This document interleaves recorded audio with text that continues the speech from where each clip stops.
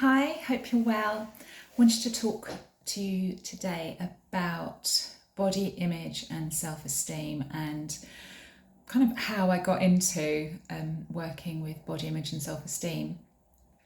And my background when I was a child, I absolutely loved swimming and dancing. They were my two passions. And I wasn't bad at either. I was quite good at both. And there came a point when I had to make a decision when I was a teenager. Did I want to dive, dive more into the swimming and increase my training and start competing more? Or did I want to focus on trying to get into a ballet college and upping my time spent dancing and do more exams so I get my grades so I can get into dance school? And I had to really make this decision, but it was a real emotional wrench because my dad had always taken me swim training, gone to my galas, and my mum had always taken me dancing and gone to my competitions. So it felt like whichever one I chose to drop, it was also like a rejection or a disconnection from that parent as well. So there was quite an awful lot of weight attached to both. And at that time as well, my parents weren't going through a particularly great time together. They were, it was like the beginning of the end, I think. So they weren't in a good place either. And it was a real emotional wrench and pull having to decide. But in the end, I chose dancing because it's a lot more glamorous. You get to wear cool costumes and do the makeup, and it's really sociable, and I love the sort of the nice competition side of it as well, whereas swimming involved a lot of boring training, staring at the bottom of the pool and just going up and down and up and down and up and down. And as much as I love the galas and the social side, compared to the training, it just sort of outweighed. You have to do a lot of training, and I decided then to stop swimming and put my all into dancing. But what I didn't realise until I got into a ballet studio with mirrors was that my body had been developing as a swimmer. So I had developed these very broad shoulders, very muscular shoulders, and quite large lats as well, and which was fantastic for my favourite strokes of front crawl and butterfly, but absolutely rubbish as a ballerina, because as a ballerina you have to be very, very small, small framed.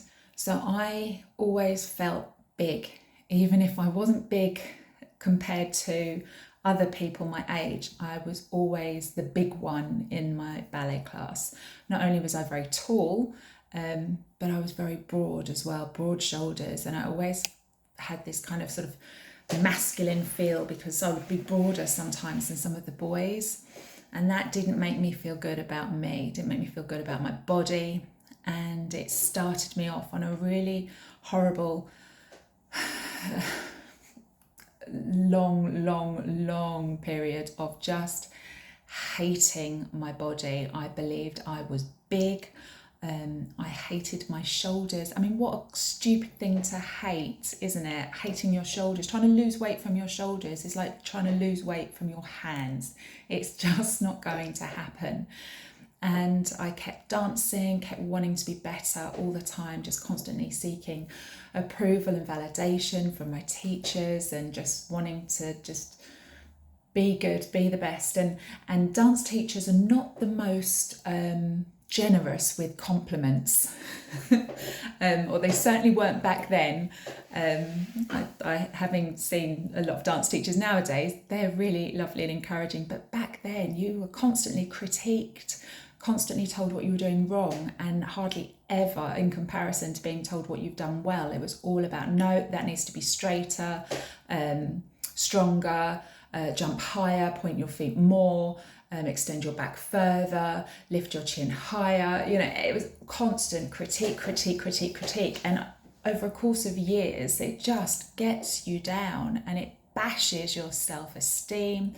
It bashes your sense of how how good you think you can be, and you feel really limited and really like you're trying to reach this forever moving goalpost of when will I be good enough? When will I be good enough?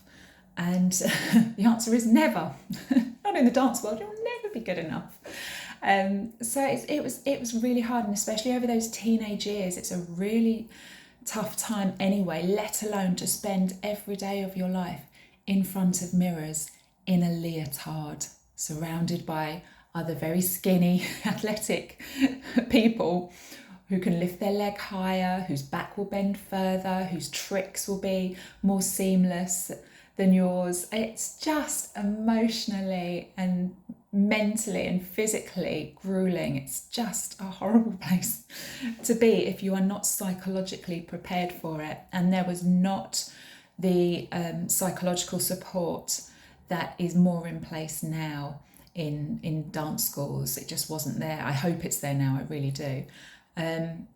Because you have to be really resilient, and you have to be able to take knockbacks. Even the audition process in itself, you have to be able to take knockbacks and still get up and go out and go for another audition, another job. So the whole industry is really about well, it's a passion. It's definitely, you know, we get into it because we love dance. We have a passion. We follow our passion, but it is not great for self-esteem. It's not great for how you feel about yourself. It's not great for body image. And many of us would have horrible relationships with food. I smoked because it helped to keep my weight down. And when I stopped smoking, I put on weight. And my ballet teacher told me that I had to start smoking again because I couldn't be a fat dancer. Daily we were poked in the bum and told to lose weight from here or from here or from here. And it was as much as I loved it, it was brutal. So that was, I then was lucky enough to become a professional dancer for several years before having a family. But I just still carry those emotional scars, and that's one of the reasons I went into fitness and helping people improve their fitness for health reasons and feel good reasons. And then from there I moved into nutrition and weight management, and then from there I've moved now into the psychology with the hypnotherapy and the rapid transformational therapy, because what I've learned over years and years and years and years, it's an inside job. It's the mind, it's what goes on in here that determines how you feel about yourself. And for so many of us who don't like our bodies, we deem ourselves fat or big or overweight or ugly or stupid or not bright enough or not lovable enough. Whatever it is that's going on internally, it really is damaging to ourselves. And we've only got one life as far as we know, and it's too short to waste another day just hating what you've got, which is why the healing therapy that I do now is so important. I've been able to heal so many of my old hurts, my old wounds from working with my colleagues, sharing RTT sessions with them, just increasing my sense of self-esteem, increasing my feelings, my good feelings about myself, and stop beating up on myself and criticizing myself and stop putting myself down, because it's so harmful and hurtful. And I didn't want my daughter hearing the things that were sort of coming out, and it made me so much more aware, my relationship with food, all of this. I just was thinking, God, what am I passing down to my children? And it's really been a massive eye-opener for me. My awareness has gone through the roof, and now I speak to them in a totally different way about food, about body image, about things I say about myself. I just learned that you have to be so aware of what you say, and sometimes we don't realize what we're doing until it's too late. So if you have got a real negative body image, if you have got low self-esteem, please do not waste another day hating yourself, disliking yourself, loathing your body. please just reach out, get in touch. You can book just a complimentary chat with me. I'll happily have a chat with you, and just share some of the stuff that I've learned, and just tell you how you can work with me and how I can help you just feel good about you, because you are so worth it and so special and so worthy of feeling good about you. Yeah, you can get to me via my website, fixmyfitness.co.uk, and there's an orange button you can click on and just book a call, or just pop me an email or comment on one of my posts and just say you want to get in touch, and I'll reach out and we can have a chat. But yeah, just it's an inside job. Just work on feeling good about you, and all the rest of it will just fall into place.